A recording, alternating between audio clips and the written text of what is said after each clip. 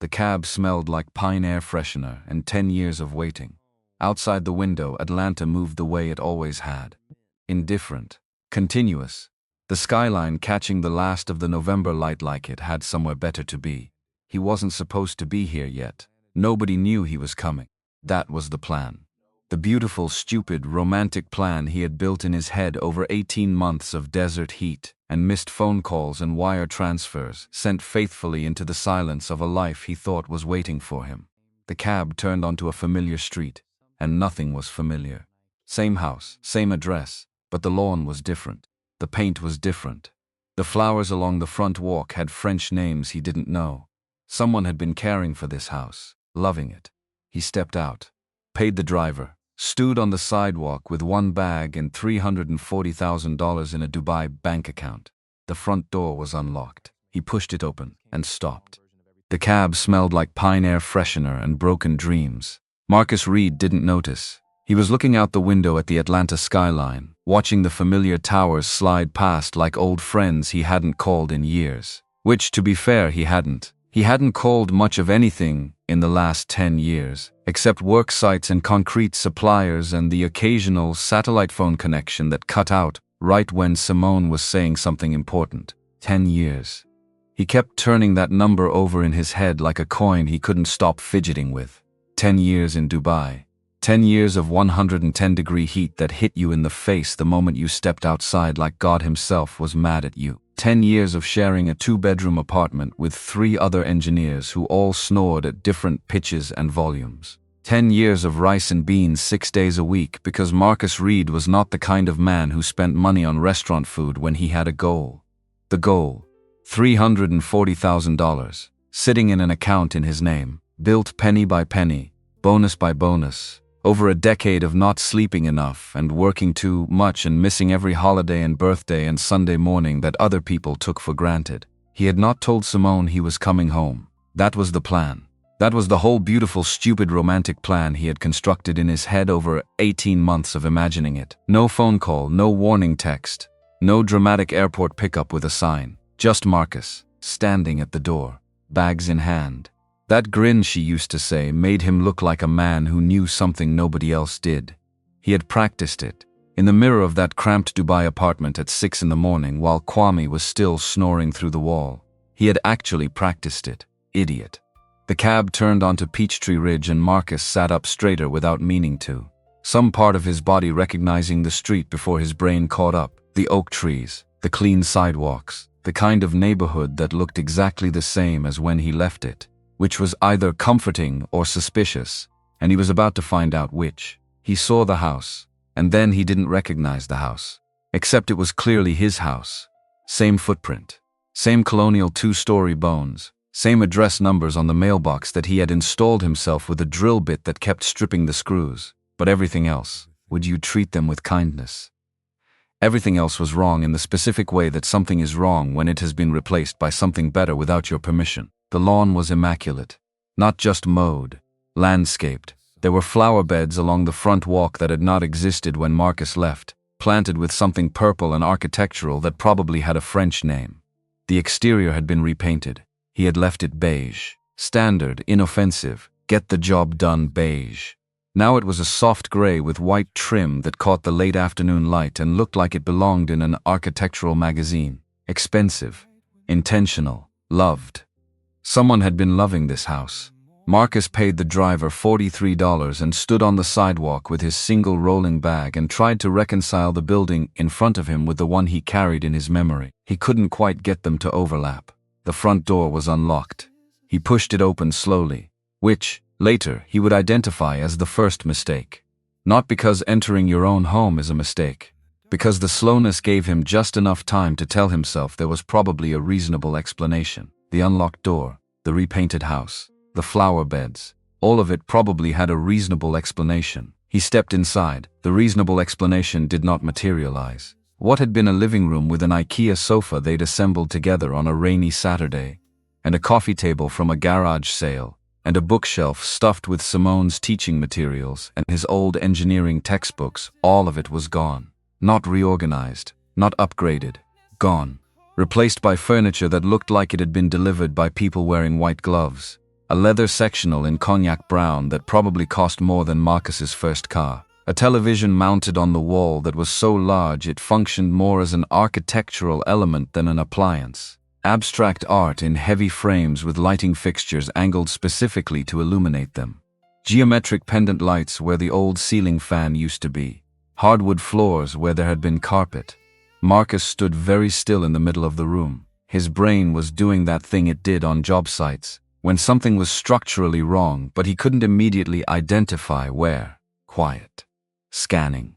Waiting for the information to resolve itself into a shape he could understand. Then he heard the laughter. Simone's laugh. High and musical and specific in the way that only the laugh of someone you've loved for 12 years can be specific. He knew that laugh the way he knew the sound of his own name. Recognized it before his conscious mind caught up with what he was hearing. She was upstairs. She was laughing. And there was a voice underneath hers, low and easy and intimate, saying something that made her laugh again. In that particular way she used to laugh, when Marcus said something that surprised her. He stood at the bottom of the stairs. His legs moved. He didn't decide to climb the stairs. His legs just moved and he followed them. Each step felt strange, not heavy. Strange, like walking in a place where the gravity was slightly different than it should be. Past the guest room they had talked about turning into a nursery someday. The conversation they kept having and then not having. And then having again, in a different apartment that seemed to mean the same thing. Past the bathroom door. Past the hall closet where he had kept his good winter coat. The bedroom door was not closed. It was open maybe 3 inches. Enough. Later he would think about how different things might have been if the door had been closed. If he had knocked. If there had been any version of this, where the information arrived more slowly, where his body had more time to prepare. But the door was not closed and Marcus looked through the 3-inch gap and the information arrived all at once, without mercy or preparation of any kind.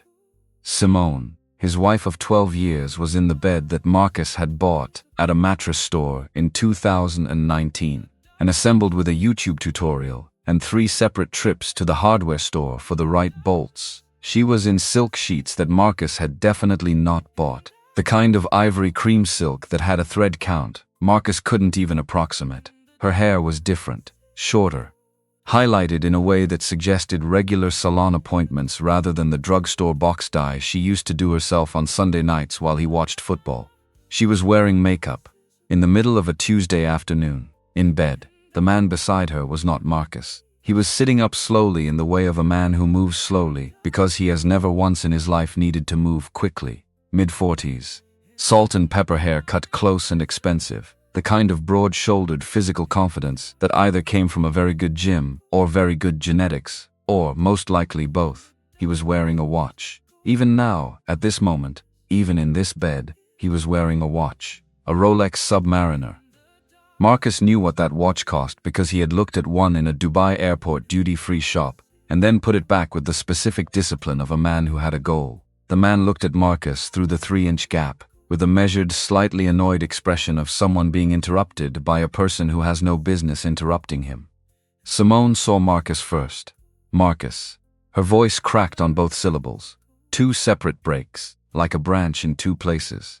He pushed the door open the rest of the way and stood in the frame. The man in the bed did not panic, did not apologize, did not have the basic human decency to look ashamed. He sat up fully, assessed Marcus with the calm, categorical precision of someone who sizes up problems for a living, and said, "Who is this?" Not to Marcus, to Simone.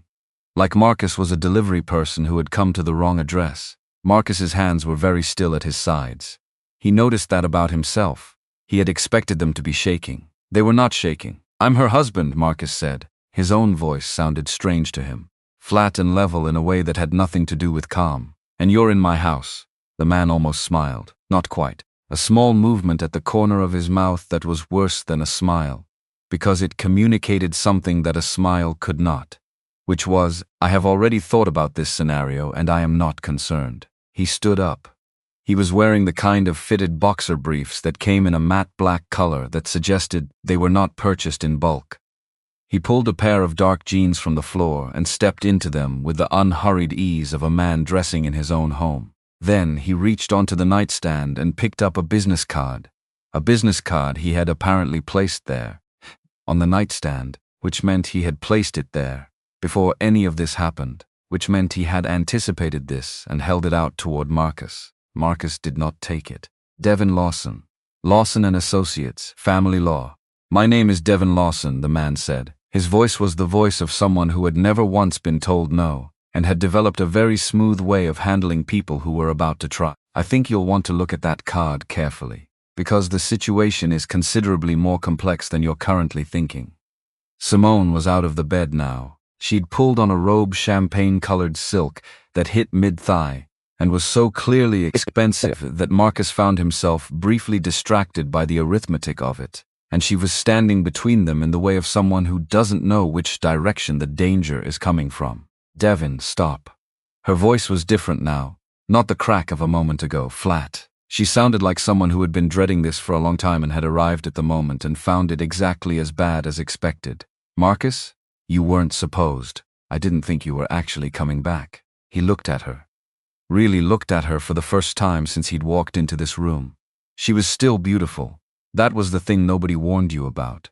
The specific cruelty of it. The person who has rearranged your entire life around them being still, objectively beautiful. "I was working," Marcus said.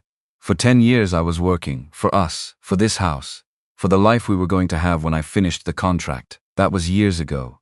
Her voice gained something as she said it. Not strength exactly, the particular hardness of a person defending a position they're not sure they believe in. "You stopped communicating, Marcus. The calls became once a month, then less. The video chats were 15 minutes, and then you were gone. I thought I assumed that you'd found someone else over there. I thought you'd moved on and were too afraid to say it. I stopped calling less, because I was living in 110-degree heat working 18-hour days so we could retire at 50. He pulled out his phone. His hands were still not shaking, and he noted this again with a distant, almost clinical curiosity. He opened the banking app, held the screen out. $340,000, Simone. Rice and beans 6 days a week. A shared apartment with 3 other men for a decade. That's where I was. She looked at the number. Something crossed her face that was not the reaction he had expected. He had expected surprise, or grief. What he saw instead was something more complicated. Something that looked almost like pain on his behalf, which was somehow worse. Devin looked at the screen too. A single glance. Measured and professional, the way he probably looked at a balance sheet. Then he looked back at Simone with an expression that said, "I'll handle this." Marcus did not want Devin to handle this. "The Toyota," Marcus said, his engineering brain doing what it always did under pressure, which was fixate on the concrete detail that could be verified. "My car. I left you a paid-off Toyota Camry with 3 years of good life left in it. Where is it?" Simone's jaw tightened. "I sold it." "When? 2 years ago. The transmission was failing. The air conditioning hadn't worked in a summer. It had 200,000 miles. I know how many miles it had. I put most of them there. Where's the money from the sale?" She didn't answer immediately, which was itself an answer. Devin turned from the window and Marcus saw that he was now fully dressed, which somehow made the conversation worse. There was something about a fully dressed man in your bedroom discussing your wife and your car and your money that was specifically designed by the universe to make you feel like the least powerful person in a room you technically owned. "I bought Simone the Mercedes," Devin said, straightforward. No apology in it. The Camry was impractical and frankly embarrassing for a professional in her position. She's a department head now. She needed something appropriate. Marcus looked out the window. In the driveway sat a silver Mercedes C-Class that caught the afternoon sun in the specific way of a car that had been recently detailed. Next to it, a black BMW 5 Series that did not belong to Simone and had Georgia vanity plates that read Lawson. Marcus stared at that plate for 3 seconds longer than necessary. "The mortgage," Marcus said. He turned back into the room. "I've been sending $1,800 a month, automatically from my Dubai account. For the house. Every single month. Where is that money going?" Simone and Devin looked at each other. It was fast, half a second. But Marcus had spent 10 years working on engineering teams, where the difference between a safe structure and a catastrophic one often came down to the half-second tell in someone's face when they knew something was wrong and hadn't said it yet. He saw it. "Simone," Marcus said. His voice was very quiet now. "Where is the mortgage money?" "The mortgage was paid off," she said. 2 years ago, October. The room did something. Not moved. Something else. Like the air pressure changed, who paid it off? Another look between them, shorter this time. An agreement passed in silence. I did, Devin said. As a gift, the remaining balance was cleared through one of my accounts. How much? The remaining balance at the time was $280,000. Marcus stood very still. He was doing arithmetic. He did arithmetic the way other people breathed, automatically. In the background, without effort. 2 years. 24 months. $1,800 per month. $43,200, Marcus said. That's how much money I have sent into an account for a mortgage that has not existed for 2 years. $43,200. That's where that money went. Into an account in your name. For a debt that was already cleared. Simone's hands came together in front of her. She looked down at them. The payments kept coming, she said. Automatically. I didn't know they would keep coming, Marcus. The account it stayed open. The transfers continued. You didn't think to tell me. She said nothing, Simone. You didn't think to send one message, one email, one text. Hey Marcus, by the way, you don't have a mortgage anymore. You can stop sending money. Not once. In 24 months. Devin cleared his throat, the sound of a man about to explain something to a room that did not ask for an explanation. There are complex legal reasons why it would have been inadvisable for Simone to contact you about the account status during an active legal proceeding. What active legal proceeding? Marcus said. Silence, the real kind, the kind that has weight to it. Simone sat down on the edge of the bed, the expensive silk sheets pooled around her, and she looked at her hands again with the expression of someone who has been rehearsing a conversation for a very long time, and has now arrived at the part they couldn't rehearse. I filed for divorce 16 months ago, she said. The papers were sent to your work address in Dubai. Certified mail with delivery confirmation. Your email address, your work email, your LinkedIn. I tried every contact I had for you. Marcus said nothing. The divorce was finalized 8 months ago, Marcus. She looked up at him. Her eyes were red but dry. She had apparently already done most of the crying she was going to do about this. In March. We have not been legally married for 8 months. The floor did not actually move. Marcus knew this. He was a structural engineer. He understood floors. It felt like the floor moved. He pulled his phone out again. Not the banking app this time, his personal email, spam folder. He had developed the habit of not checking his personal email during heavy project phases because it filled with automated notifications and marketing, and the company had upgraded their spam filters 18 months ago. And he had complained to IT, and then forgotten about it entirely because there was always something more urgent. He searched Lawson Associates, 23 emails, all marked spam by the filter, all unopened, all with the same case number in the subject line, formatted identically, sent at regular intervals. He opened the most recent one. There was a PDF attachment. He clicked it. Court seal. Judge's signature. County of Fulton, Georgia. Dissolution of marriage. Petitioner, Simone Marie Reed. Respondent, Marcus David Reed. Grounds, irreconcilable differences and abandonment. Default judgment entered due to respondent's failure to respond. He stood in his bedroom, holding his phone with both hands, and read the phrase default judgment 3 times. Default judgment. Because he hadn't answered. Because he hadn't known there was anything to answer. Default. Like he had simply not shown up. Like he was the kind of man who didn't show up. He scrolled to the oldest email in the folder. From Simone's personal address, sent 14 months ago. The subject line was just, "Please read this." He read it. She had written it the way she used to write when she was really trying to say something, which was carefully and then very quickly, so the careful part didn't change her mind.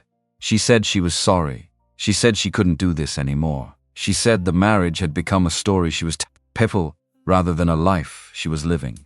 She said she had tried and he had tried, and something between trying and being there had gotten lost somewhere over the Atlantic Ocean. She asked him to respond. She said even if he hated her for it, just respond, just let them do this right.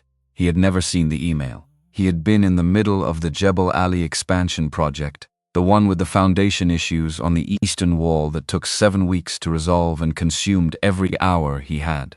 The spam filter had caught everything that wasn't a work address. He thought about all the times he had told himself he would deal with the personal email backlog later, always later. There was always another phase, another deadline, another reason why later was the right time and now was not. I never saw these, Marcus said, not as an excuse, as a fact, a terrible, simple fact, the spam filter. The company updated it, and it was catching everything, and I told myself I'd fix it later. I know. Simone's voice had something in it now that was not anger. Something quieter and sadder and harder to argue with. I know you didn't see them, Marcus. I know you're not a man who disappears on purpose. But you did disappear, not all at once. Gradually. And then one day I realized I hadn't heard your voice in 6 weeks, and I didn't even know what to do with that. Devon picked up his jacket from the chair near the window. The jacket was very nice. Of course it was. I need to use the restroom, he said. Which was such a normal thing to say in such an abnormal situation that Marcus almost laughed. You two can have a moment. He left the room. His footsteps were confident on the hardwood. The footsteps of a man who had been in this house many times and knew exactly where the bathroom was.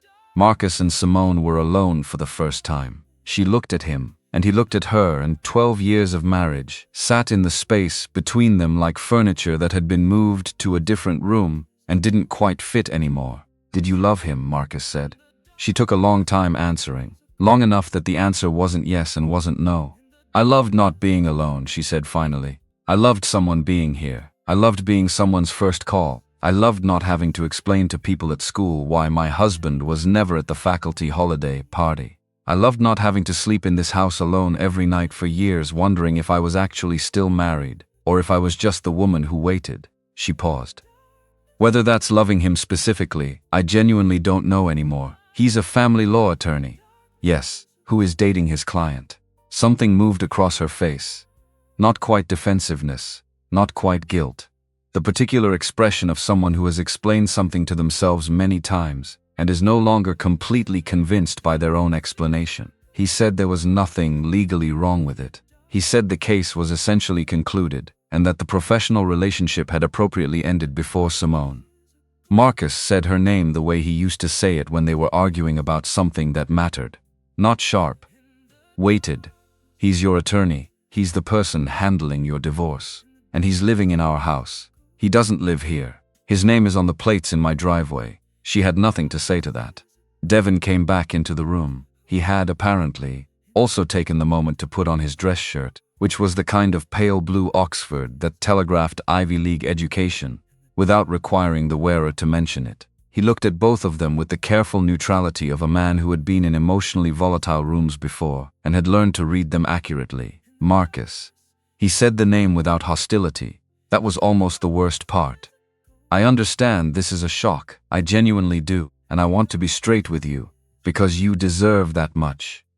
He pulled out the business card again, and this time placed it on the dresser rather than extending it. Under Georgia community property law, and this house was purchased during your marriage, which makes it marital property regardless of whose name is on the deed. Simone is entitled to 50% of the current appraised value. The house was appraised last month at $480,000. Marcus looked at the dresser, the card, the number that Devon had just said. $240,000, Marcus said. The arithmetic still automatic, still functioning even now. You're telling me I need to give her $240,000 for a house I bought with my own money, with money earned during the marriage, Devon said, which makes it community marital property. Yes, those are the terms. You can buy her out at that figure, or the property can be sold and the proceeds divided. Those are your two options. Marcus looked at the business card on the dresser. Lawson and Associates. He looked at the appraisal figure, $480,000. He looked at the Mercedes in the driveway. He looked at the cognac leather sectional visible at the top of the stairs. He looked at the Rolex on Devon Lawson's wrist, catching the dying afternoon light. Everything in this room cost more than it should. He picked up his rolling bag from where he'd dropped it in the doorway. I'll be in a hotel tonight, Marcus said. My attorney will be in contact. Simone stood up. Marcus, I need time. He said it quietly, not angrily, in the same tone he used on job sites when a situation needed to be stabilized before it could be assessed. This is a legal matter now, and I'm going to treat it as one. Devon almost smiled again, that corner of the mouth movement. You don't have an attorney. Not yet, Marcus said. Tomorrow morning I will. He walked out of the bedroom, down the stairs, past the expensive pendant lights, and the mounted television, and the leather furniture that was very beautiful and did not belong to him, through the front door that someone had left unlocked, across the flower beds that someone had planted. He stood on the sidewalk on Peachtree Ridge in the 5 o'clock Atlanta light and pulled out his phone. Kwame Sante answered on the second ring. Marcus, you're home? Why didn't you? I need a favor. Marcus cut through it. There would be time later for the story. Your brother, Theo, he's still practicing law in Atlanta? A pause. Property and civil litigation, yeah. Why? What's going on? Simone filed for divorce while I was in Dubai. I never knew about it. It's been finalized for 8 months. She's got a family law attorney who's also apparently her boyfriend who is living in my house and just told me I owe him $240,000 for my own property. Another pause. Longer. Brother, Kwame said. I know. Are you? I'm fine. He wasn't entirely fine. But fine enough to make the next call and the one after that, and that was what mattered right now. Get me Theo's number, please, tonight. He heard Kwame's breath on the line, the particular exhale of a man who has just received news he doesn't know how to respond to, and is buying himself 1 second by breathing. Sending it now, Kwame said. Marcus, I'm sorry. Don't be sorry, just send the number. The text came through 30 seconds later. Marcus saved the contact. He looked down the street toward where the sun was finishing its business with the horizon, painting the Atlanta sky in amber and pink and a deep, darkening blue that didn't care at all about what had just happened in the house behind him. He thought about the $340,000 in his account. He thought about $43,200 that had been flowing quietly into a paid-off mortgage account for 2 years.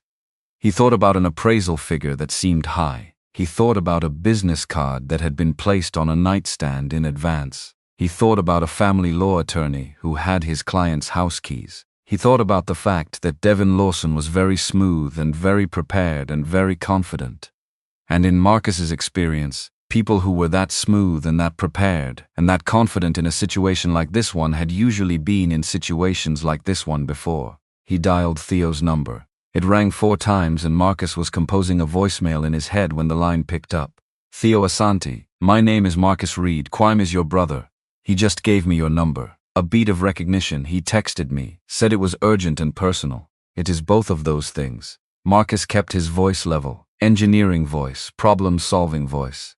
I came home from 10 years in Dubai this afternoon and walked into a situation that I need help understanding. And then I need help fighting.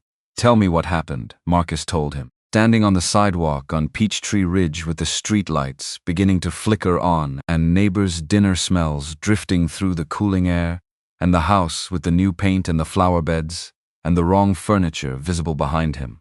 He told Theo all of it. The bedroom, the attorney, the divorce he never received, the $43,000, the appraisal, the business card on the nightstand. When he finished, there was a silence that Marcus had learned to read in 10 years of working with people under pressure. Not an uncertain silence, a thinking silence. The business card on the nightstand is interesting, Theo said. I thought so. He brought his professional card to a bedroom where he had no professional reason to be. Yes, that suggests he was anticipating this meeting. That's what I thought. Which means he wasn't just there. He was prepared to be discovered there. Marcus said nothing, waiting. Come to my office at 8 tomorrow morning, Theo said. Bring every document you have access to. Bank statements, the divorce decree, whatever the appraisal document says. And Marcus, a pause with something in it, not sympathy, something more useful than sympathy. Focus. Don't call the mortgage company tonight. Don't move any money. Don't send any emails. Don't respond to anything from Lawson or Associates. Just come in at 8. I'll be there at 7:50, Marcus said. 8 is fine. He hung up and stood for another minute on the sidewalk. The Atlanta night was settling in around him. Warm for November. The kind of weather that made people move here from places where winter was serious. A neighbor's dog barked twice and stopped. Somewhere 2 streets over a child was being called inside for dinner. Normal life.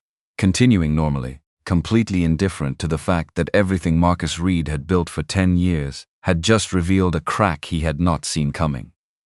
He looked at the house one more time. $480,000. That was the number Devin had said. With the particular confidence of a man who had looked at that number recently and liked what it said. Marcus thought about that number. He thought about the neighborhood. He thought about the comp sales he had mentally cataloged from the last 18 months. Of checking real estate apps on his phone when he was bored at the Dubai site. The habit of a man who wants to know what his investment is worth. The houses on this street were selling for 420, 430, maybe 450 for something exceptional. He had looked at the data 3 months ago. He had the numbers memorized the way engineers memorized load tables. 480,000 was not the right number. It was high by $50,000. Maybe more. He looked at Devin Lawson's business card in his hand. He had taken it from the dresser on the way out, smooth and automatic, without making a point of it, and turned it over. Lawson and Associates, and below it in smaller print, affiliated with Lawson Property Group LLC, Property Group.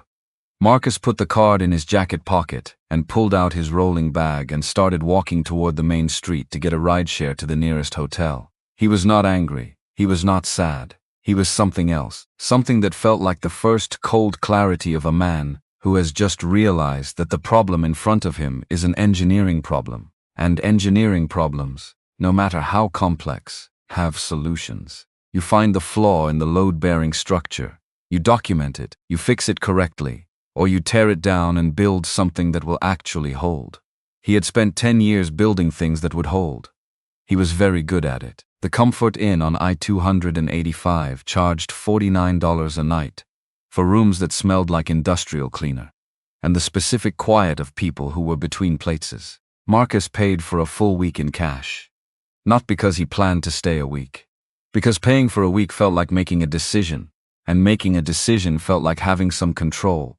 And control was the one thing that had walked out the door with Devin Lawson's BMW tonight. Room 114, queen bed, desk bolted to the wall, a television he didn't turn on. He opened his laptop at 11:17. The Lawson and Associates emails were still in the spam folder, where they had been sitting, unopened, for 14 months. Organized by the filter with the same indifference a machine applies to everything, the promotional offer for protein powder, given the same treatment as the legal notice, dissolving his marriage. 23 emails, all the same header, same footer, same case number in the subject line, read V, read case nifty 2023 11,847. He opened the oldest one first. It was dated 13 months ago, and it was formatted like every legal document Marcus had ever received through a corporate law firm, which was to say it was extremely official and extremely impersonal, and communicated something life-altering in the same tone another document might use to describe a change in parking policy. It referenced the Georgia Code, it cited statutes, it informed the respondent, Marcus David Reed, of his rights and the timeline for response. He opened the second one, then the third. Then, systematically, all 23, they were identical. Not similar, identical. Every paragraph in the same order, every line break in the same place. The only things that changed were the dates in the header, and the case status notation at the bottom, which advanced through stages: initial notice, second notice, final notice, default petition filed, default judgment entered like slides in a presentation that someone had prepared in advance and then simply clicked through at scheduled intervals. Marcus sat back in the desk chair and looked at the ceiling. He had worked in construction management long enough to know what a template looked like. You made a template when you were going to use the same document multiple times. You made a template when the content wasn't going to change. You made a template when you already knew the ending, and you were building the paperwork trail backward from it. He opened a new tab, searched Lawson Property Group LLC Georgia. The Secretary of State Business Registry loaded. The filing was 3 years old. Registered agent, Devin L. Lawson. Principal office, same address as Lawson and Associates Law. Authorized shares, operating agreement, registered date, all standard. Nothing illegal about owning a property valuation company while also practicing family law. Nothing, technically, illegal. He searched Lawson Property Group appraisals reviews. 3 Yelp results, 1 Google review. He clicked the Google review first because it had 2 stars and he wanted to know why. The reviewer's name was Robert C. The review was dated 27 months ago. It had been flagged as potentially inappropriate and partially hidden behind a click-through. Marcus clicked through. The review said, "Used this company for a property appraisal during my divorce. Came in significantly higher than 3 independent comps I pulled. When I raised questions, my attorney said the valuation was standard. Found out later the appraiser had a business relationship with opposing counsel. By then the settlement was signed. Do your own research before you trust any valuation in a contested divorce." Marcus read it twice. His attorney said the valuation was standard. He thought about Devin Lawson standing in his bedroom in his very nice boxer briefs, holding a business card that he had placed on the nightstand before Marcus arrived. He thought about the number 480,000. He thought about Robert C.'s attorney telling him the valuation was standard. He wrote the name Robert C. on the notepad he'd taken from the nightstand drawer. Then he wrote 480K comp range 415-445. He wrote 23 identical emails. He wrote Lawson Property Group plus Lawson and Associates, same person. He drew a line connecting them. Then he stared at the line. He called Kwame at 6 in the morning Atlanta time, which was 2 in the afternoon Dubai time, which meant Kwame was on the afternoon sidewalk in his safety vest and would pick up annoyed at the interruption and then stop being annoyed when Marcus told him why he was calling. "I need you to do something for me," Marcus said. "The emails I told you about, the ones from the law firm. I need someone to pull the metadata, the actual headers, the routing information, the timestamps of when the files were created versus when they were sent." Kwame was quiet for exactly 4 seconds, the silence of a man who understood immediately why this mattered. "Rashid in IT, if he can do it, he can do anything with server data. I'll call in the favor I've been holding since he was late to the safety audit and I covered for him. Give me until tonight. I need it before 8 a.m. Atlanta time. Brother, it is currently 2 in the afternoon here. That's 18 hours, I know. Is that enough?" Another pause.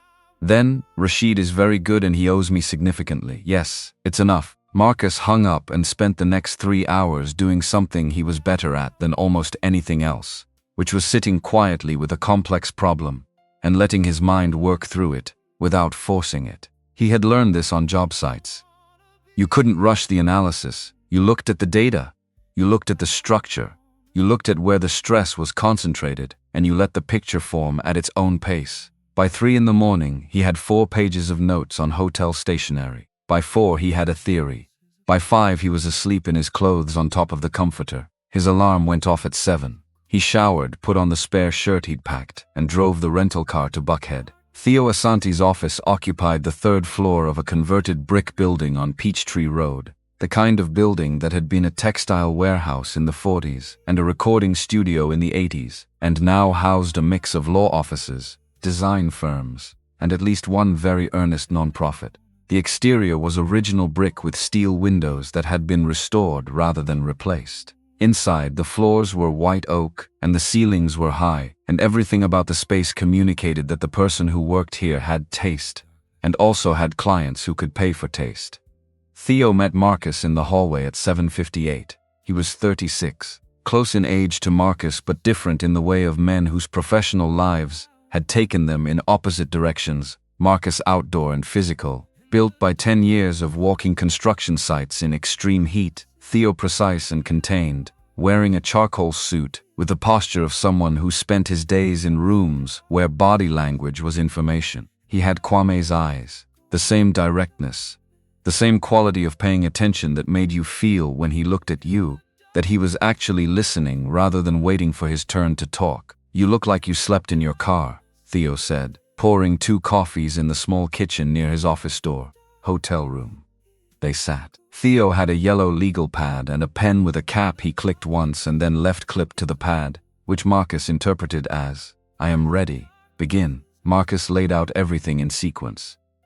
The same way he had on the phone, but more detailed now because he'd spent the night organizing it. The bedroom, the divorce decree, the spam emails, the $43,200, the appraisal figure, the property comp data he had pulled from 3 different real estate sites using his phone in the hotel room. The Lawson Property Group LLC registered to the same address as Lawson and Associates. The Google review from Robert C. When he finished, Theo did not say anything for a long moment. He looked at his notepad. He clicked the pen cap once. "The appraisal is the most interesting piece right now," Theo said.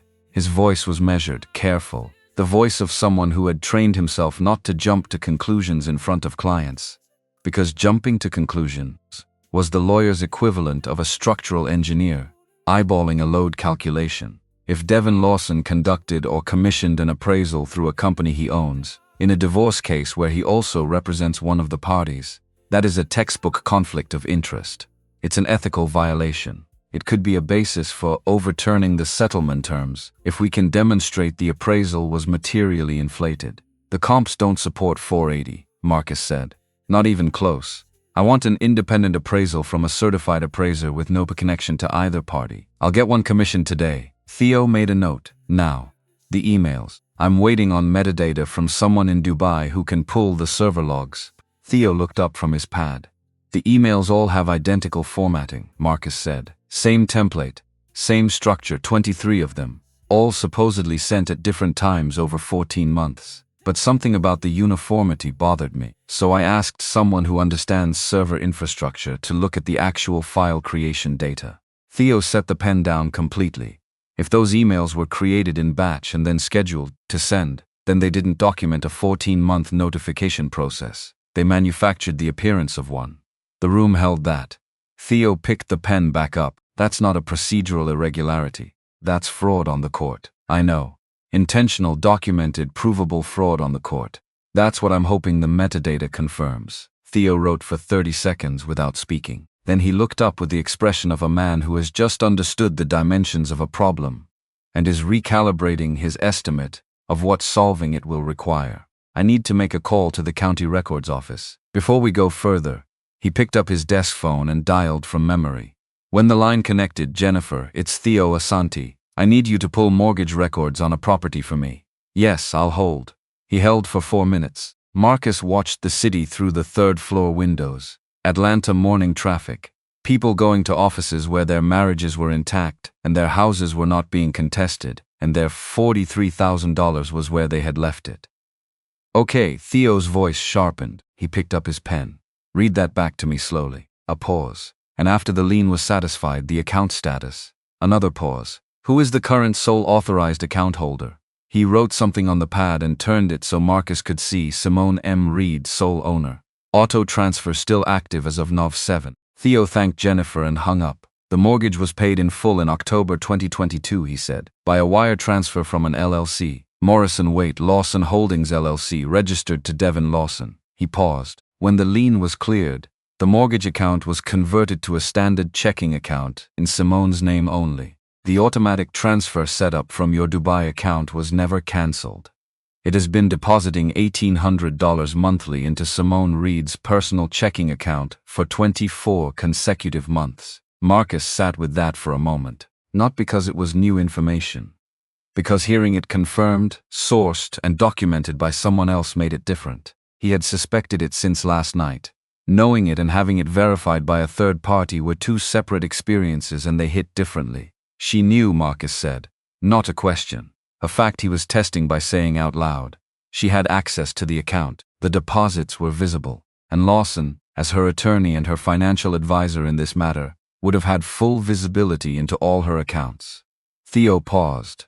The question is what she was told about those deposits. Whether she understood they were unauthorized. Whether someone told her they were legally permissible. Does it matter? Theo considered this with the honesty of a man who respected his clients enough not to give them the answer they wanted, when the real answer was more complicated.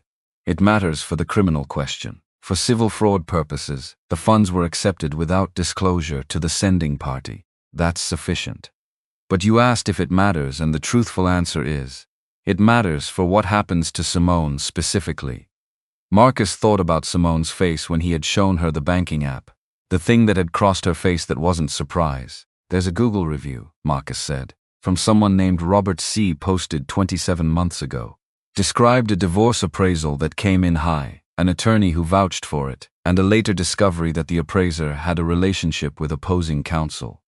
Theo's expression shifted, almost imperceptibly, but Marcus was watching for it. Send me the link. Marcus copied the URL from his phone and airdropped it to Theo's laptop. Theo read the review twice. Robert C., Theo said quietly. I couldn't find a last name. I might be able to. Theo made a note on his pad. If this is a pattern, if Lawson has done this across multiple cases, we're not looking at professional misconduct anymore. We're looking at a scheme. A repeating scheme with identifiable victims and a consistent methodology. Marcus thought about the business card on the nightstand, placed there, in advance. He was ready for me to come home, Marcus said. He had the card on the nightstand. He had the settlement terms ready to quote. He wasn't surprised. He wasn't defensive. He was positioned. He looked at Theo. How long do you think he's been preparing for this conversation? Theo looked back at him steadily. How long do you think? Since before the divorce was filed. He knew I was in Dubai. He knew the communication had degraded. He knew I wasn't monitoring my email. He identified the vulnerability and he built a plan around it. Which means, Theo said, that Simone was not the origin of this. She may have been the vehicle, and that landed differently than Marcus expected. Not softer, just different. Because anger is one thing and grief is another, and understanding is a third thing entirely. And he was somewhere in the middle of all three of them, trying to figure out which direction they were each pointing. His phone buzzed at 9:47. Kwame. Marcus stepped into the hallway. Tell me. Rashid pulled everything. Kwame's voice was careful, carrying information he wasn't sure how to hand over.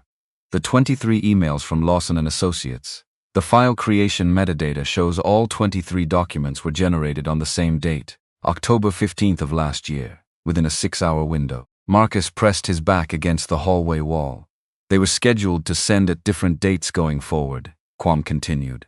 The SMTP headers show the actual send dates are accurate. The emails left the server when they say they did, but the documents themselves were created all at once, on one day, before the first one was ever sent, and the IP, internal network at Lawson and Associates, business hours. The same machine created all 23 files. Marcus said nothing. Brother. Kwame let the word sit there. Someone sat down at a computer in that law office and built a 14-month paper trail in one afternoon. Send me everything Rashid pulled, every file. I need it formatted for legal use. Already packaging it, you'll have it in an hour. He went back into Theo's office and sat down and said, they made all 23 emails in one day. October 15th of last year, from inside the law office. Theo put his pen down. The metadata is coming in an hour, Marcus said, formatted. Theo was quiet for 6 seconds. Marcus counted. He counted because it was something to do with the part of his brain that wasn't currently processing. What it meant that someone had sat at a desk in a law office and manufactured a 14-month record in a single afternoon. I'm filing an emergency motion to freeze all assets related to the divorce settlement by end of business today, Theo said. I'm also filing a motion to vacate the default judgment based on fraudulent service of process. And I'm calling the State Bar of Georgia this afternoon. What happens to Devin? If the metadata is what you say it is, his license is at risk. His firm is at risk. And depending on what we find when we start pulling the other cases, the Roberts of the world, we may be looking at federal wire fraud charges. Theo paused. This does not happen quickly. I want you to understand that. The motion today is the first move. The actual resolution takes months. I'm not going anywhere, Marcus said. I've been waiting 10 years to come home. I can wait a few more months. Theo almost smiled. Not quite. But something in his face acknowledged the weight of that sentence. The emergency hearing was scheduled for 3 days later. Marcus spent those 3 days in the Comfort Inn doing something he hadn't done in 10 years. Staying still. Not because he had nothing to do. Theo had given him a list of documents to compile, bank records to pull, years of wire transfer confirmations to organize into chronological order. But the work was desk work, hotel room work, not the kind that required him to be somewhere else. He ate at the diner 2 blocks from the hotel every morning, scrambled eggs and coffee. The same waitress each day, a woman in her 60s named Dolores, who called everyone honey, and refilled his coffee without being asked, and did not try to make conversation, which was exactly what he needed. He sat at the counter and looked at his notes and thought about what Theo was building. Theo had found Robert Calloway, full name. The Robert C. from the Google review was Robert James Calloway, formerly of Decatur, Georgia, now living in Marietta. Theo had called him, and Robert had talked for 90 minutes. He had his own documentation, his own appraisal discrepancy, his own suspicions about the relationship between his ex-wife's attorney and the valuation company. He had filed a bar complaint 26 months ago that had been dismissed due to insufficient evidence. Theo had found 2 more, different cases, different timelines, same pattern. Prepare the client. Extend the relationship beyond professional boundaries. Commission the appraisal through the affiliated company. Inflate the number. Force the settlement. Move into the asset. He's done this at minimum 9 times that I can verify. Theo told Marcus on the second evening. Probably more. 9 that left a paper trail I can find in 3 days of searching. Robert Calloway is willing to testify. There's another man, a contractor from Gwinnett County named Dennis Webb, who has documentation of an appraisal discrepancy of $62,000 in his settlement. 9 men, Marcus said, at minimum, and nobody put it together. Nobody had the metadata, Theo said. Every individual case looked like a coincidence, a high appraisal, an affiliated company, a relationship that began post-divorce. Each piece separately, plausibly deniable. Together he paused. Together it's a scheme. The morning of the hearing, Marcus put on his best suit, the one he had bought for meetings with petroleum executives in Dubai. Charcoal gray with a faint texture. The kind of suit that communicated that the person wearing it was serious without trying to communicate that he was serious. He had learned that distinction overseas. The men who tried to look powerful were rarely the most powerful men in the room. The Fulton County Superior Courthouse on Pryor Street was the kind of building that reminded you, if you needed reminding, that the law was older than you and heavier than you and would continue after you were gone. Marcus went through security, found the courtroom, sat at the plaintiff's table with Theo. Devin arrived with Carol Whitfield, a senior partner from his own firm, which told Marcus everything about how seriously Devin was taking the morning. Carol Whitfield was a woman in her mid-50s with silver-streaked locks and a posture that Marcus associated with people who had won enough times to stop being nervous about it. She set her briefcase on the table with the specific unhurriedness of someone demonstrating that she had all the time in the world. Simone sat beside Devin. She was wearing a dark blue dress, simple and appropriate, and she was looking at the table in front of her with the concentration of a woman who was using focused attention as a way not to look at the other people in the room. Judge Diana Osei entered at exactly 9 o'clock, and the bailiff called order, and the room shifted into the particular register of a place where what was said next had legal weight. Judge Osei was 61 years old. She had silver locks pinned back and reading glasses she wore on a chain, and she had the face of someone who had made important decisions for so long that making them had stopped costing her anything visible. She looked at both tables with equal disinterest and opened the file in front of her.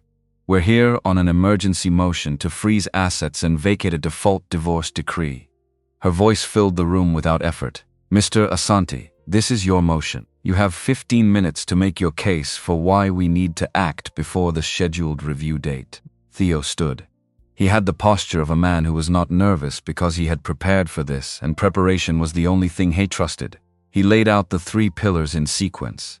First, the email metadata. He entered the file from Rashid as Plaintiff's Exhibit A, 23 documents, created in a 6-hour window on October 15th of the previous year, from the internal server of Lawson & Associates, scheduled to deploy at intervals across 14 months. He paused after presenting the exhibit and let the judge read the summary herself.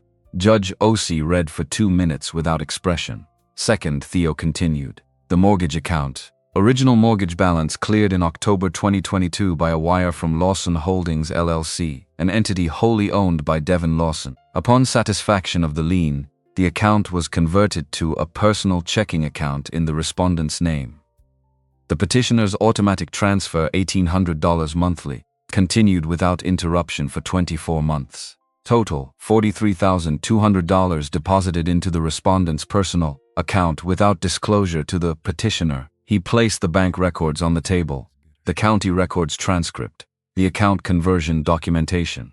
Third, Theo turned slightly, not toward Devin, toward the judge, which was where a lawyer's attention should always be directed. The property appraisal submitted in the original divorce settlement, $480,000, conducted by Lawson Property Valuation Services LLC. He let that sit for 1 beat. An entity registered to and operated by Devin Lawson, the opposing attorney, the respondent's romantic partner. The courtroom did something subtle, a collective adjustment, like the air pressure had changed. Carol Whitfield was on her feet. Your Honor, the appraisal company operated independently, Ms. Whitfield. Judge Osei's voice hadn't changed in volume or tone, but something in it stopped Carol Whitfield mid-sentence. I haven't asked for your response yet. Whitfield sat. Judge Osei looked at the appraisal document. She looked at the Lawson Property Valuation header. She looked at the Lawson & Associates header on the divorce filings. She was a woman who had been reading documents for 30 years, and she read these the way Marcus read stress calculations efficiently, without drama. arriving at the conclusion before anyone else in the room was ready for it. Mr. Lawson. She looked at him over her reading glasses. You commissioned a property appraisal through a company you own. In a divorce proceeding you were managing as the attorney of record for a property that was central to the settlement you were negotiating. Devon stood. His composure was the kind that came from years of practice rather than years of confidence, which was a distinction Marcus had learned to recognize. Your Honor, Lawson Property Valuation Services maintains operational independence from the law firm and… Through what mechanism, Judge Osei said. Not a question. A request for a specific answer. The company has its own licensed appraisers who work for a company you own, who are paid by a company you own, who report to a structure you control. She set the document down. Mr. Lawson, I want you to explain to me, using plain language rather than legal language, how a licensed appraiser who works for you, reports to you, and is paid by you constitutes independence from you. The silence that followed was not comfortable for anyone on that side of the room. And then something happened that Marcus had not anticipated. Simone spoke. She spoke quietly, without being called upon, leaning slightly forward toward the table microphone. Your Honor, I need to say something. Judge Osei looked at her. Ms. Reed. I knew the payments were continuing.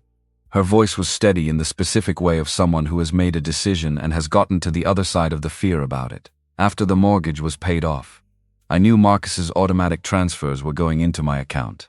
Devon told me they were a form of interim support, that because Marcus had failed to maintain the marriage financially during the separation period, the funds were legally appropriate to retain.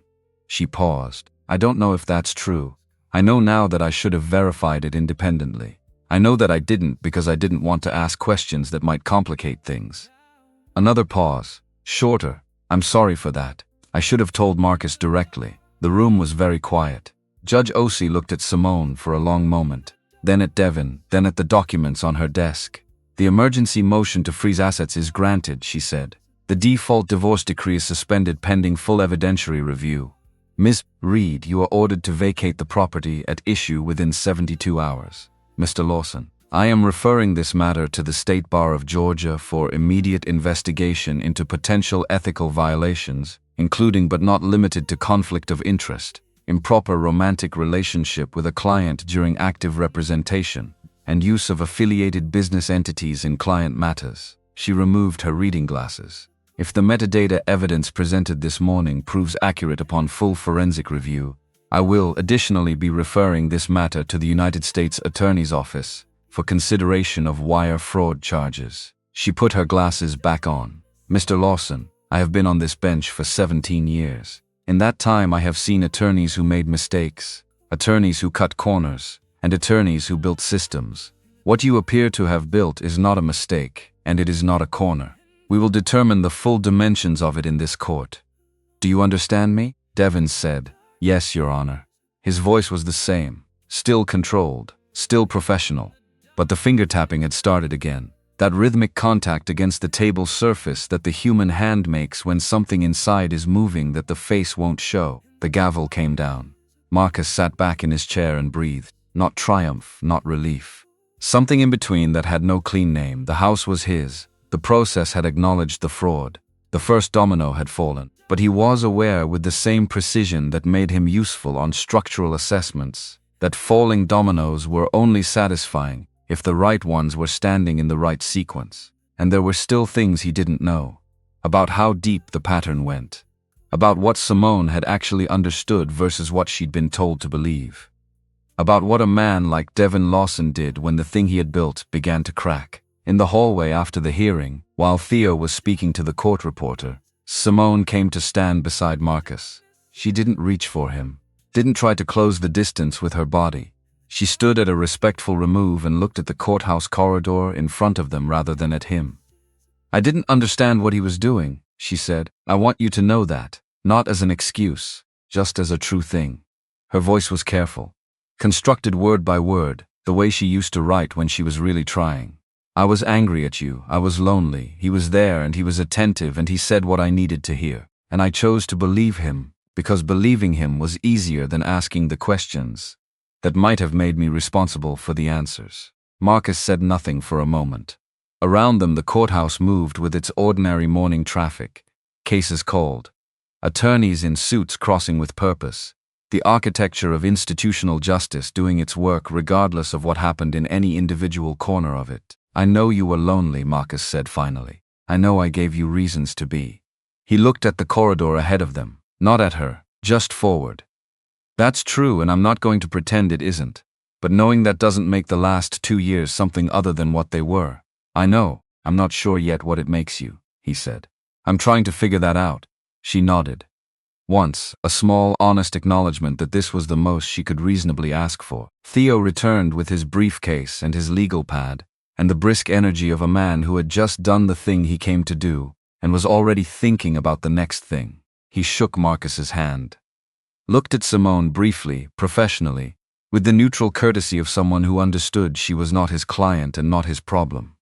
They walked out into the November afternoon, Atlanta doing its warm November thing, the air pleasant and blameless and entirely indifferent to the collapsed marriage and the manufactured emails and the $50,000 appraisal inflation that had just been formally acknowledged inside the building behind them. Marcus stood on the courthouse steps. He thought about the next 60 days of evidentiary review, the independent appraisal coming, the metadata forensics going into the record, Robert Calloway and Dennis Webb and whoever else Theo was still finding. The state bar investigation clicking into motion somewhere in a filing system Marcus would never see. He thought about the $43,200.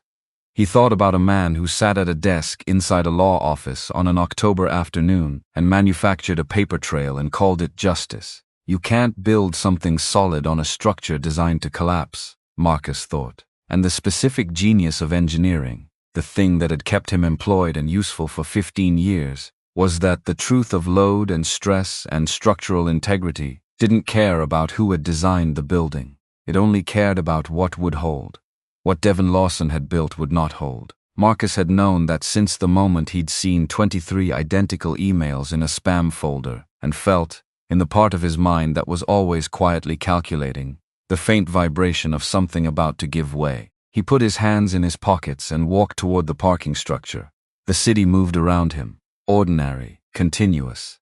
His to live in now, finally, without a countdown clock or a departure date or a scheduled video call to look forward to and then feel hollow after. He was home. The work of making that mean something was just beginning. The movers came on a Tuesday. Marcus had arranged it, not out of cruelty, out of the same practical logic that made him the kind of man who organized bank records by date and kept receipts for everything, and never once in 10 years forgot to file his Dubai tax documentation on time. Simone had 72 hours per the court order. The movers were a courtesy he didn't have to extend. He extended it anyway because he was that kind of man, which was either a virtue or a character flaw, depending on which version of the last 12 years you were reading. He didn't watch. He drove to the diner on I-285 and sat at the counter with Dolores and his coffee and his legal pad, and let the morning happen without him. When he came back, the cognac leather sectional was gone, the mounted television, the abstract art in its heavy frames, the geometric pendant lights. All of it removed with professional efficiency, loaded into a truck that was already pulling away from the curb when Marcus turned onto Peachtree Ridge. What remained in the house was the absence of those things, the lighter rectangles on the walls where the art had hung, the bracket holes where the television mount had been, the faint indentations in the restored hardwood where the sectional's legs had rested. Marcus stood in the middle of his living room and looked at the evidence of what had been placed here without his knowledge. And he made a decision that surprised him with its immediacy. He didn't want to repair the walls and pretend the brackets had never been there. He didn't want to paper over the indentations. He would replace the furniture eventually. But for right now he wanted to see the house as it actually was, marked by everything that had happened in it, before he decided what to put back. He ordered a single armchair online, delivered next day. He set it in the center of the living room where the sectional had been, and sat in it with a cup of coffee, and looked at the empty walls, and thought. This was what he had forgotten how to do in Dubai. Just sit in a space without a deliverable attached to the sitting. He was still learning. Theo called on a Thursday afternoon, 3 weeks after the hearing, with the specific cadence in his voice that Marcus had learned to identify as, I have something, and it is larger than I expected. Carol Whitfield called me this morning, Theo said. Marcus set down his coffee. Lawson's partner, former partner. She has retained separate counsel. She is cooperating with both the State Bar investigation and the U.S. Attorney's Office. A pause with weight in it. She has internal documents, Marcus. Emails between Devin and members of his team going back 4 years. Case notes. Financial records showing the flow of funds from inflated settlements through Lawson Holdings LLC into property purchases below market value. She has the architecture of the whole thing laid out in documents that were created inside the firm. Marcus was quiet for a moment. Why is she doing this? She said she has 12 employees who would lose their jobs if the firm collapses in a criminal investigation. She wants the firm to survive Devin. The only way that happens is if she demonstrates the misconduct was his and not institutional. Another pause. She also said, and I'm quoting her directly, I looked the other way for 2 years because he was profitable, and that's not something I'm going to be able to live with going forward. Marcus sat with that. The particular weight of someone else's belated conscience. How many cases? Marcus said. At minimum 15 verified, possibly more in review. 9 completed property transactions through Lawson Holdings that Whitfield can document. The inflated appraisals, the forced settlements, the subsequent below-market acquisitions. The total profit from the scheme over 4 years is estimated at somewhere between $2 and $3 million. $2 to $3 million. Not one bad decision. Not one terrible moment of weakness or opportunism that a person might defend as human. A system, built deliberately, maintained consistently, run against vulnerable people at the worst moments of their lives. Marcus thought about the business card on the nightstand, placed there in advance, for a meeting Devin had been ready to have. The evidentiary hearing, Marcus said, 2 weeks out, but the criminal referral is already moving. The U.S. Attorney's Office opened a formal investigation yesterday. Wire fraud. Possible recall. The State Bar is running parallel. Theo let that land. His license will be suspended before the evidentiary hearing, Marcus. Almost certainly. Carol Whitfield's documents make the conflict of interest case airtight. And the property. The independent appraisal came back at $422,000, $58,000 below Lawson's figure. Combined with the conflict of interest documentation, the original appraisal will be thrown out. The court will use the independent number. A beat. Simone has already signed a quitclaim deed surrendering her interest in the property. Her attorney contacted my office this morning. Marcus looked at the lighter rectangle on the wall where a piece of expensive art had hung for 3 years. She didn't have to do that, Marcus said. No, Theo agreed, she didn't. The full evidentiary hearing ran 3 days. Marcus sat at the plaintiff's table each morning and watched Theo build the case the way Marcus had watched good engineers approach complex problems methodically, without drama, beginning at the foundation and working upward, making sure each level was solid before adding weight to it. The metadata evidence, the bank records, the appraisal discrepancy, confirmed now by 2 independent experts who agreed on a number that was not $480,000. Carol Whitfield's documentation entered into evidence over 2 hours of careful examination. Robert Calloway testified on the second day. He was 58, with the particular stillness of a man who had been carrying something heavy for a long time and had almost adjusted to the weight. He sat in the witness chair and described the afternoon he came home from a business trip and found Devin Lawson in his kitchen. Not his bedroom, his kitchen, having coffee, like a neighbor, like a man who belonged there. He described the appraisal that had valued his Buckhead townhouse at $62,000, above every comparable sale in the neighborhood. He described the attorney, not Devin, his own attorney, who had told him the appraisal was within normal variation and advised him to accept the settlement. When Robert finished, the courtroom held the particular quiet of a room that has heard something it cannot unhear. Dennis Webb testified after lunch. 44. Contractor from Gwinnett County. Different case, different property, same arithmetic, same inflated number, same aftermath. Devin sat at the defense table through all of it, with Carol Whitfield now conspicuously absent and replaced by a criminal defense attorney from a firm in Midtown, whose hourly rate Marcus had looked up out of professional curiosity. Devin's composure had changed, not collapsed, adjusted. The way a building adjusts to stress the structure still standing but the microfractures visible to anyone who knew what to look for. On the third day, Judge O.C. heard closing arguments and recessed for deliberation. She returned in 4 hours, the gavel, the room standing, the settling.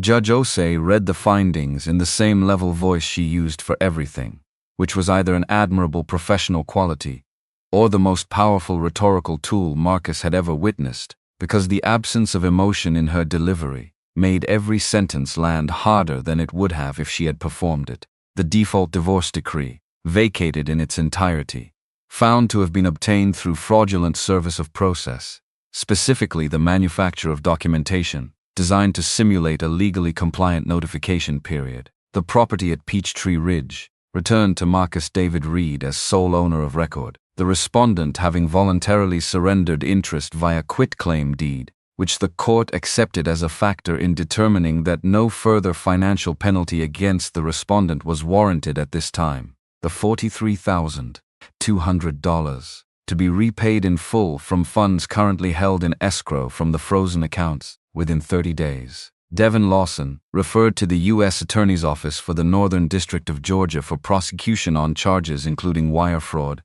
conspiracy to commit fraud, and violation of fiduciary duty. Additionally referred to the State Bar of Georgia for emergency license suspension and disbarment proceedings. Additionally ordered to have no contact with any current or former clients of Lawson and Associates pending the criminal investigation. Judge Osei set the findings down and looked at the room over her glasses with the expression of a woman who had rendered judgment and was already thinking about the next case, the gavel. And that was it. The way these things end, not with the cinematic swell Marcus might have imagined in the Dubai apartment, not with the satisfying narrative closure of a story that knew it was a story.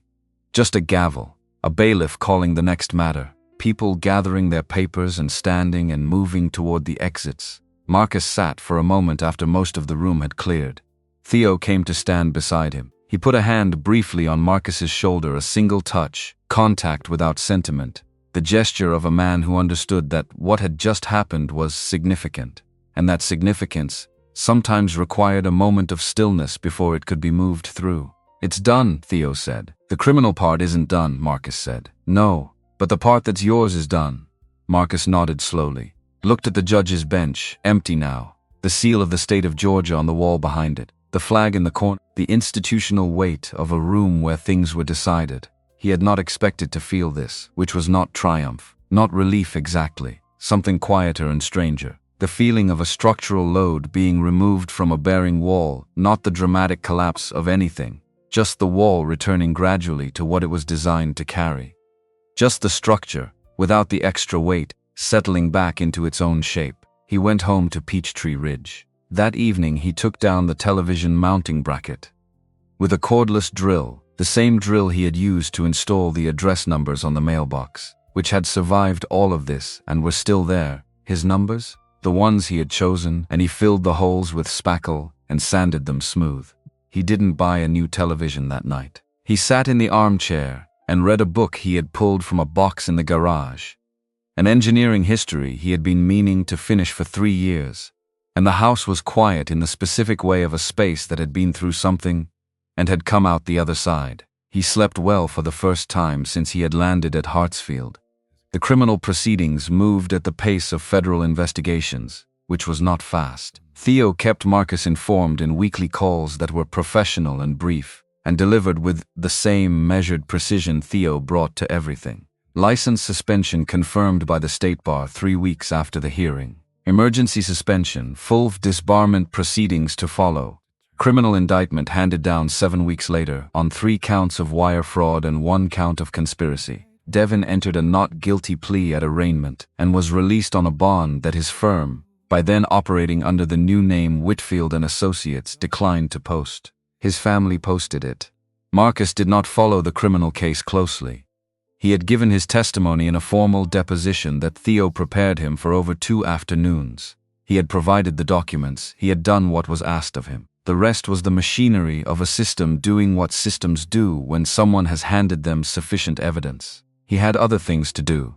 Reed Home Inspections LLC was filed with the Georgia Secretary of State in December, 6 weeks after Marcus came home. The business logic was straightforward. He had spent a decade assessing structural integrity, material quality, load tolerances, and failure points in construction worth hundreds of millions of dollars. The skills that made him good at that work, patience, precision, the willingness to tell someone what was wrong, even when they didn't want to hear it, were exactly the skills that made a home inspector valuable to the people who needed one most, which was first-time buyers who had no idea what they were looking at. Families making the largest single purchase of their lives on the basis of hope and a Saturday afternoon walkthrough. People who needed someone to stand in a basement and look at the water staining on the cinder block and tell them the truth. Marcus was very good at the truth. He passed the Georgia Home Inspector Certification exam on his first attempt, which he had expected, and then he started taking jobs at a rate that surprised him, which he had not expected. The local news story about the Lawson case had given him a specific kind of credibility that no marketing budget could buy. He was the man who had come home, found his house compromised, and refused to accept a fraudulent appraisal. People called him because they wanted someone who couldn't be bought, who had demonstrated publicly that he understood the difference between what a property was worth on paper and what it was actually worth.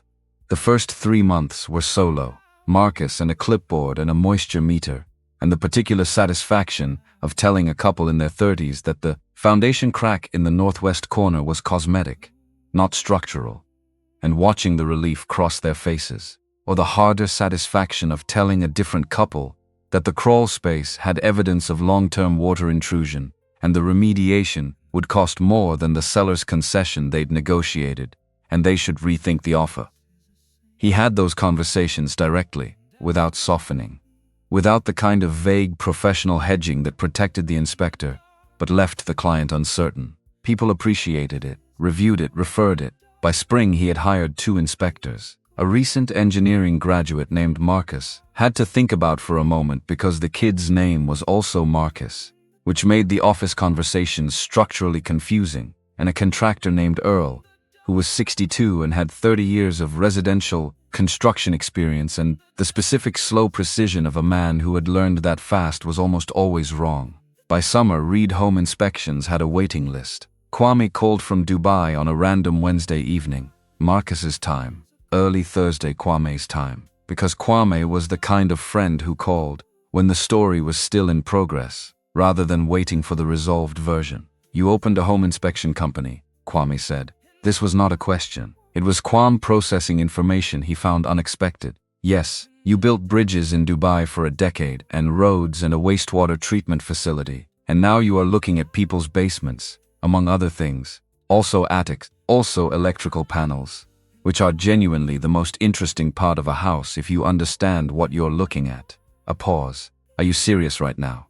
"The big projects were someone else's vision," Marcus said. He was sitting on the back porch of the house on Peachtree Ridge, the evening warm enough to sit outside but cool enough to be comfortable, the kind of Atlanta spring evening that made the winters worth it. I was good at executing them. But the homeowners I work with now, this is their vision. This is the thing they've saved for and dreamed about and are terrified to get wrong. When I tell them the foundation is solid, I'm not just giving them data. I'm giving them permission to trust the most important decision they've made in years. He paused. "I find that I like that."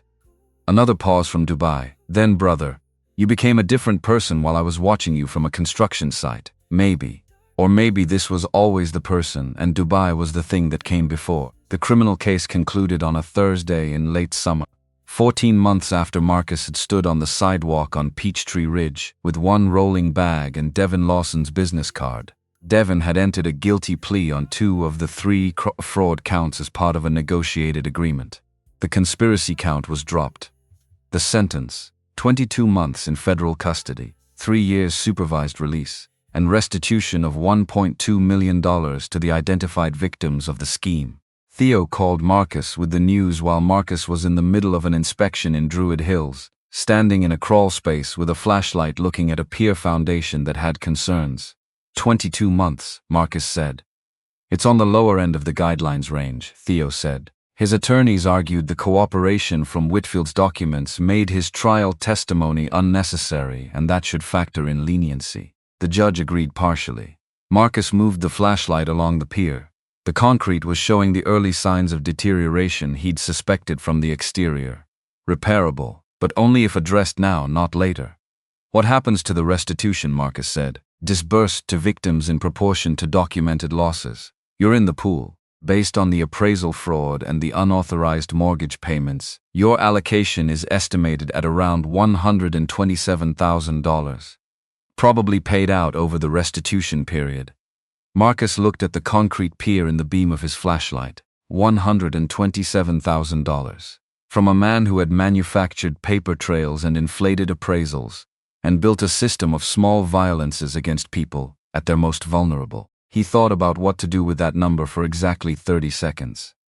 Set up a fund, Marcus told Theo. Legal assistance for victims of attorney misconduct.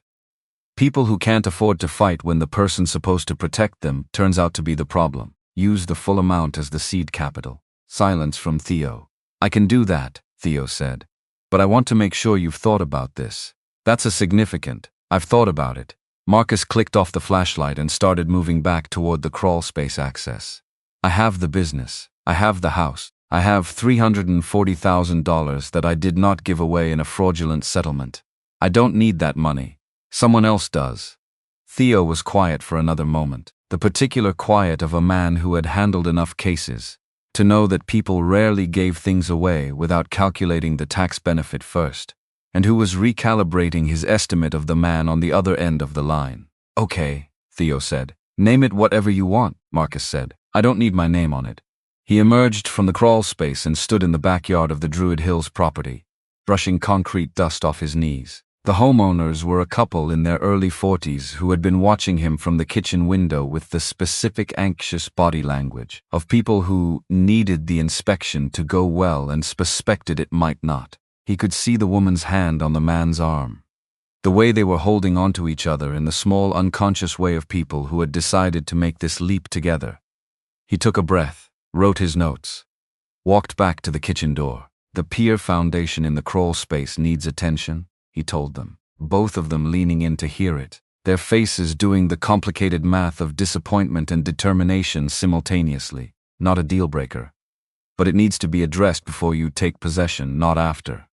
I'm going to give you a full written report with exactly what needs to happen and what it should cost.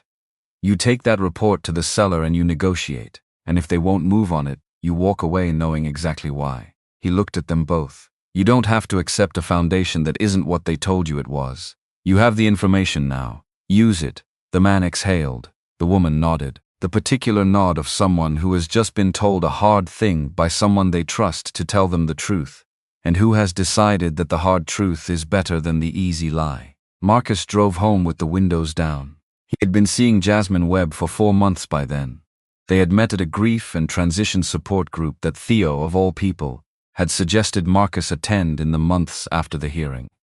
Not grief for a death, grief in the broader sense.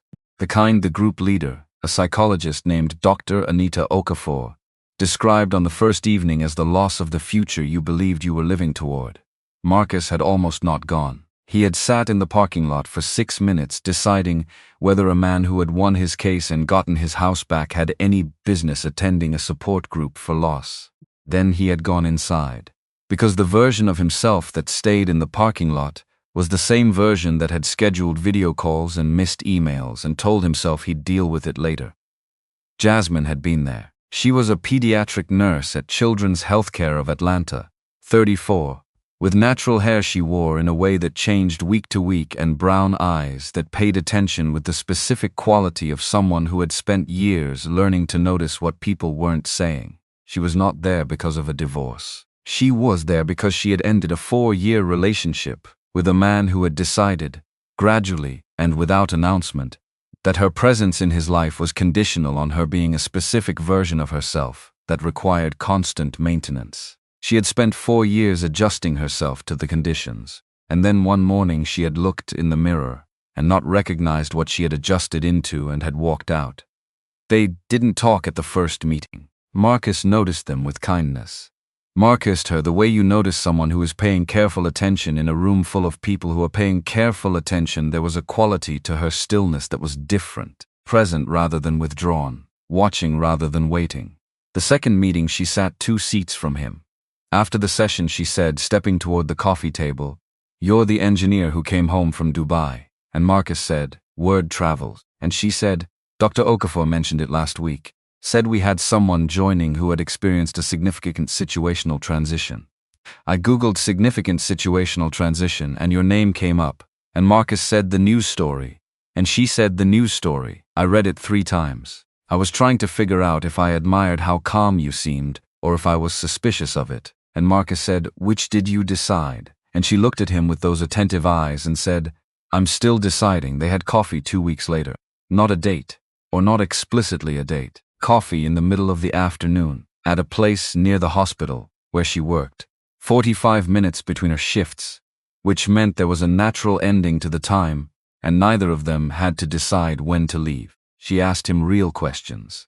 Not the ambient questions people ask when they're filling conversational space. She asked him what it had felt like to land at Hartsfield after 10 years, and what he had noticed first about Atlanta, and whether he had been angry at Simone in the way people expected him to be, or angry in some other way that was harder to explain. He told her the truth about all of it, including his own portion. She listened without adjusting her expression to match what she thought he wanted to see, which was rarer than it should have been. "You know what I noticed about your story," she said, when he had finished the part about the courtroom. "You keep saying you were working for them, for the marriage, for the future, but you never once said you asked her what future she wanted." Marcus held his coffee cup and sat with that. "No," he said, "I didn't." "That's not an accusation," Jasmine said. "I did the same thing in reverse. I kept adjusting to what he said he wanted. I never asked myself what I actually wanted until I'd adjusted so far that I couldn't remember the original shape." "What did you want?" Marcus said. She thought about it. A real pause. The kind that meant the answer wasn't already assembled. "To be loved in a way that requires my actual presence," she said. "Not my performance of presence. Not the version of me that shows up correctly and says the right things. The one who's tired on Thursdays and talks too much about things that happened at work, and sometimes wants to watch the same movie twice, because the first time, she was thinking about something else." Marcus set his cup down. "I can show up for that. You don't have to convince me right now," she said. "That's not how I work anymore." "How do you work?" "Slowly," she said. And honestly, and with a lot of checking in. They took it slowly, by design, by mutual explicit agreement, which was itself a kind of with kindness. Which was itself a kind of intimacy. Marcus had not previously practiced the direct acknowledgement that they were building something carefully, because they had both experienced what happened when you built something without checking the foundation first. He showed up when he said he would. Always. This was not a small thing. This was the thing. He put his phone face down at dinner, not because she asked, but because he understood now what it meant to the person across the table when the device competed for your attention and won. He asked about her shifts, and actually listened to the answers, the specific children, the specific parents, the small daily victories and defeats of a job that required someone to show up fully every single hour. She came to the house on Peachtree Ridge for dinner on a Saturday evening in March. The first time she had been inside, he had cooked not elaborately, pasta and salad and bread from the bakery 2 streets over, and she had arrived carrying a bottle of wine, and wearing a blue dress that was the color of a clear sky before the weather changes. And she had stood in the doorway, for a moment looking at the house with its restored floors, and new simple furniture and the walls with the spackled holes still faintly visible if you knew where to look. "You didn't completely redo it," she said. "Not yet. You can still see where things were." "I know." She looked at him. "I think that's right. I think you should be able to see where things were." She was not talking only about the walls. They ate at the kitchen table with the windows open to the March evening, the air carrying the first suggestion of the warmth that was coming. Atlanta deciding gradually, and then all at once to be spring. She told him about a patient, a 4-year-old boy who had been in and out of the unit for 6 weeks with a respiratory thing that had finally resolved, and who had, on his last day, very seriously presented Jasmine with a drawing of what she assumed was supposed to be a nurse, but looked primarily like a purple rectangle with hair. Marcus laughed. The real kind. Not the polite laugh he had practiced for years in conference rooms and site meetings when someone said something intended to be funny. The kind that came from somewhere that hadn't been activated in a long time, and turned out to still be there, still functional, just waiting. Jasmine watched him laugh and something in her face settled. Like a question that had been hovering got answered. The dishes were still on the table, and the wine glasses were almost empty, and the evening had that quality of being in no hurry to end when his phone buzzed on the counter. He looked at it because it was face up. He had not yet adopted the face down habit at home, only at dinners out, and the sender was Simone. He picked it up, read it, a single text. I wanted you to hear it from me first. I'm engaged. His name is Thomas. He's a history teacher and he's kind, and I'm happy. I don't expect anything from you. I just thought you should know. Marcus read it twice. Jasmine was watching him from across the table with the expression of someone who had decided to wait rather than ask. He set the phone down, looked at Jasmine. Simone is getting married again. A pause. How do you feel about that? He thought about it honestly. The way he had learned to think about things since Dr. Okafor's group, since the hotel room on I-285, since the courthouse steps. Not the quick answer, the real one. Relieved, he said. Genuinely, she found something real. He paused. I think she needed someone to stay. I was never the man who stayed. You're staying now, Jasmine said. I'm staying now, he agreed. He typed back, congratulations, I mean it. Be happy. He put the phone face down and looked at Jasmine Webb in the kitchen of the house on Peachtree Ridge, the spring evening coming through the windows, the dishes still on the table, the wine the color of amber in the last of the light. He thought about what he had been trying to build for 10 years, the number in the account, the paid-off house, the early retirement, the life that would begin finally when he arrived at the destination he had been traveling toward. He understood now, with the specific clarity that only comes when you have been very wrong about something for a very long time, that you cannot save a life up for later. You cannot hold the days in reserve until you have enough of them accumulated to begin. The life is the days. The days are what you have, and the question was not what you were building toward, but who you were present for while you built. He stood up and started clearing the dishes, and Jasmine stood too, and they moved around the kitchen together in the easy, uncoordinated way of two people who are figuring out each other's rhythms without making a project of it, bumping elbows at the sink, negotiating the limited counter space with small instinctive adjustments, the ordinary domestic choreography of shared space. And Marcus thought, this unremarkable Tuesday evening thing, this is what I went to Dubai to afford. Except it doesn't cost what I thought it cost. It costs something else entirely. It costs attention, consistency, the willingness to stay in the room when the room is just a kitchen and the evening is just an evening, and nothing remarkable is happening at all. He had learned that later than he should have. But the thing about structural knowledge, the thing that made it different from opinion or wish or good intention, was that once you understood where the load needed to go, you could rebuild to carry it. You could make the new thing right. Not perfect, but right, designed to hold. The dish towel was hanging over the oven handle and he handed it to Jasmine, and she dried the glasses while he stood at the sink. And outside the kitchen window, the March evening finished darkening into full night, and the neighborhood settled into its quiet, and in the house on Peachtree Ridge, with its spackled walls, and its simple furniture, and its restored floors, two people moved through the ordinary space of an ordinary evening, and that, it turned out, was exactly enough. It was more than enough. It was everything he had been building toward without knowing it had a name.